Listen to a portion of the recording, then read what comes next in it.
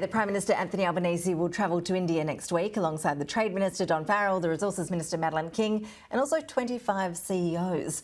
Earlier I spoke with someone who's beaten them there, Gordon Flake, the CEO of the Perth USASIA Centre. He's in Delhi. Gordon Flake, good to see you. India is becoming increasingly important to Australia, isn't it? What do you expect we'll be hearing about this time next week when the Prime Minister's trip is underway? What's on the agenda? Well, you're absolutely correct. India is dramatically increased in importance to Australia. I think within the course of a week and a half, we're going to have 5 ministers here, including our Prime Minister. Today, in the very hotel I'm at, is the G20 Foreign Ministers meeting in preparation for our own Prime Minister coming back in September for the G20. Obviously, having Prime Minister Albanese here to meet with his counterpart, Prime Minister Modi, is important in a couple of weeks because he'll be preparing for hosting him in Australia for the Quad meeting in the middle of the year. So an awful lot going on, a dramatic expansion in Australia-India relations. Yeah, and that's on a few fronts, isn't it? With China turning away from Australian products in recent years, give us a sense of just how important India has become for us as a marketplace for Australian produce. Has India broadly been able to fill some of the gaps left by China? Not yet.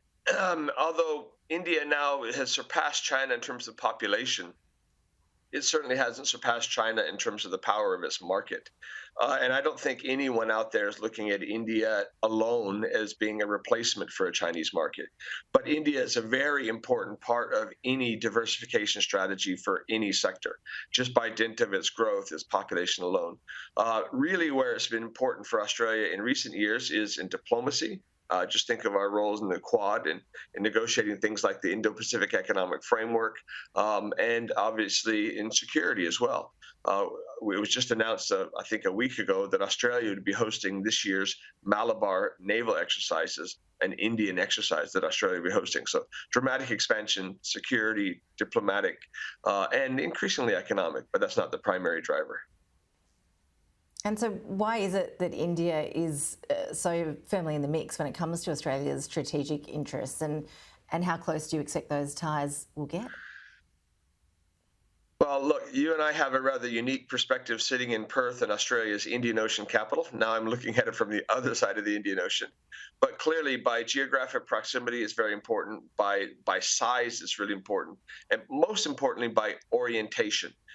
India is a thriving democratic country, which together with Australia is looking to reinforce the rules of the road, not just in our region, the Indo-Pacific, but globally. And so I think all countries think it's important to have India as part of that mix. And India, for its part, finds itself in a rather uncertain neighborhood, and it's got these very serious territorial disputes on its border with China. So they too are looking for allies like Australia, like Japan, like the United States.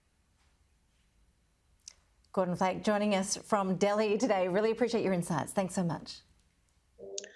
My pleasure. Thank you.